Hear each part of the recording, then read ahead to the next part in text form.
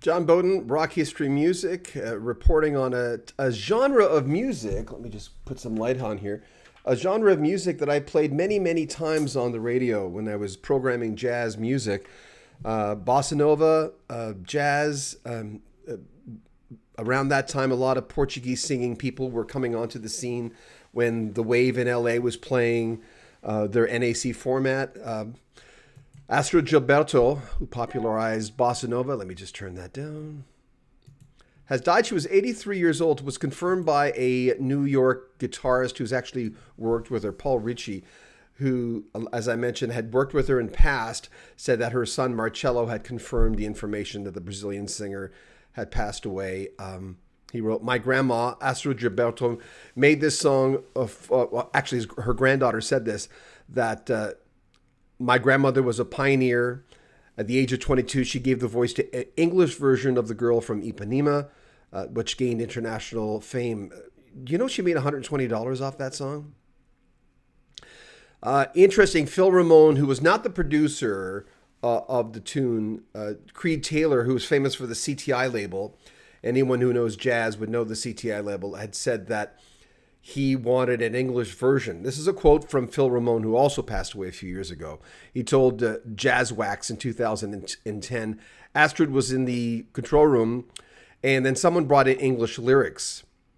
Producer Creed Taylor said he wanted the song done right away. He looked around the room, and Astrud volunteered, saying she could sing English. Creed said she was great. She wasn't a professional singer at the time, and she got paid, as I mentioned, $120. Isn't that insane? Hold on, let me adjust the light here a little bit. There we go. It's a little bit better. I'll get to your comments in a second. It's impossible, even if you're the Rocky of rockiest, no matter what you like in music, it's impossible not to have heard at least that one song. She recorded like 16 albums, but The Girl from Ipanema, I remember hearing the Portuguese version, of course, and the English version. Antonio Carlos Jobim co-wrote the song, wrote most of it, actually. And she was always shunned from the Brazilian press for some reason. The song was written based on a girl that they used to watch way back in the early days. And they'd see her pass by, and boys will be boys. They probably did that chanting thing. I don't know. I'm filling in the blanks.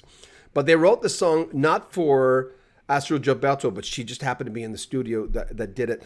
The world of music is filled with people who got screwed by the industry, and she's certainly one of them. I remember a few months ago there was a story that was circulating. I don't know if it was the New York Times that basically looked at the fact that the people around the recording basically turned their back on her, which is kind of sad. No, no cause of death has been given. We don't know what happened. She did die yesterday. She stopped performing in Brazil, I think. What was it? I've got the date here. She did a concert in '65 and never performed, as it says here, in her native country again. Interesting, huh? Okay, get to some comments. Mr. Vista, so sad. That Stan Getz album is a classic album. Yep, her voice became iconic. Blaze Eisner, John, so sad. I can hear Stan Getz saxophone. Yeah, I played so much Stan Getz in when I was playing jazz music. Amazing. Davida Williams, hello, John. Sorry to hear that. Enjoyed that song. Rachel Blanche, what? I'm not sure what you mean by that. Alex Knight, classic tune. Thanks, Alex, from Boston. Alex says, what? $120? Yeah, nuts, eh? Rome loves Dan. As a kid, you thought this voice was the voice of a true woman. There was just something about her. Just because at the time she wasn't a professional singer didn't mean you can't sing. I mean, we run into people who are not professional singers all the time, and you go, you should be a professional singer. And she did become that. Like I said, she recorded about 16 albums.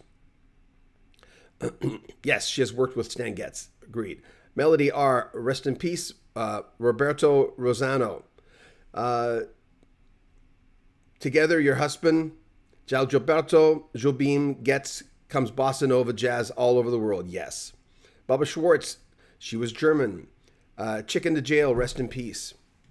As mentioned, her granddaughter said it was amazing that she recorded the song when she was so young in her early 20s, right? And that was the early 60s. She was nominated for a Grammy Award. That song was nominated for a Grammy Award way back when. And, when we were hiring consultants, I never did. When I was doing jazz and I worked for a station that hired consultants, the Smooth Jazz Network, Alan Kepler, if anybody knows him, they would send us, I think, about 100 CDRs recorded with the songs you needed to play. I never agreed with them, and the first thing I did when I became the program director is I fired the Smooth Jazz Network and just said, no, this is not what we need to play in our city. But one thing I did agree with them with is Stan Getz music, Astrud Gilberto doing The Girl from Ipanema for sure. We got requests for it on the first day, I remember. We first went on the air. And you used to call, I forget, spice songs.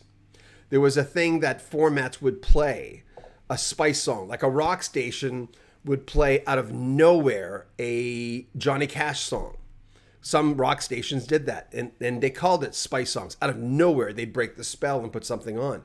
And I remember hearing pop stations play The Girl from Ipanema and going, why are they playing that? And then I'm going, oh yeah, it sounds kind of cool though. Expanding my horizons. And then later on, I became an adult and got into radio and would play that song numerous times and get numerous requests for it.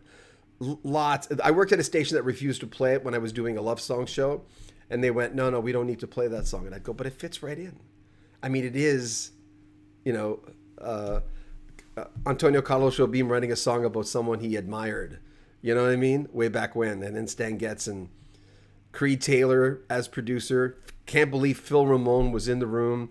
And there was Astrud Gilberto just sitting down, happened to be a victim of circumstance. They paid her $120. She did it. She became a worldwide phenomenon, but not as much in her native Brazil, which is a crazy thing when you look at it.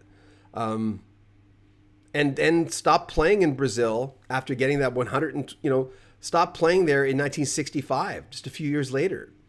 And because of the media, the way the media looked at her, which is insane when you look at it, right? Let's look at some of your comments.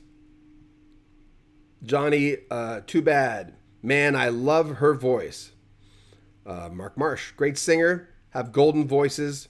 Hers was diamond. Patrick Schloser, The Girl from Ipanema, a song always puts me in a good mood. Yeah, well said. No one said that yet, but that's true, right?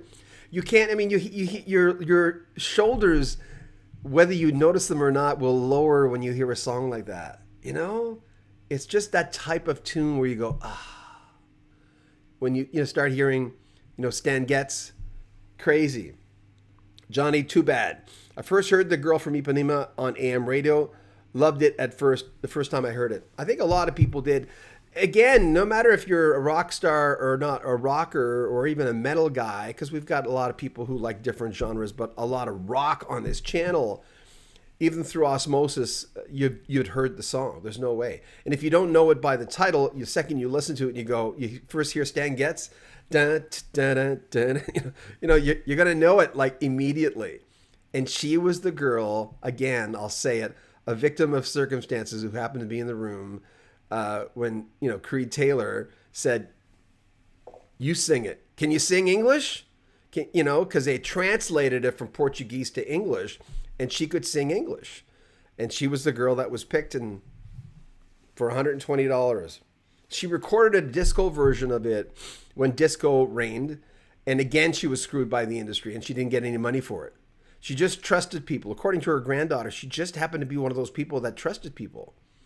You think, and I'd heard this too. There was always this long story of her not getting her due, which is sad. Chris Snodgrass, I love the song. Puts me in a good mood. Yes, thank you. Souza says, rest in peace, Astrud. Greetings from Brazil. To all rock history people. Oh, thank you.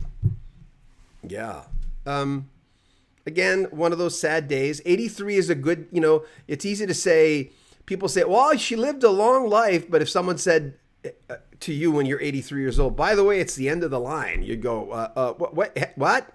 Wait, what? There's never a, there's never a good time. But at the same time, she left a great mark, and we're getting a lot of great responses. Thank you so much for coming on. 83 years old, no cause of death, and that's about all we can say about it right now. But thanks for everyone who came on. I appreciate you guys. Love you guys. Take good care of yourself. Seriously, take good care of yourself. John Beaudin, Rock History Music.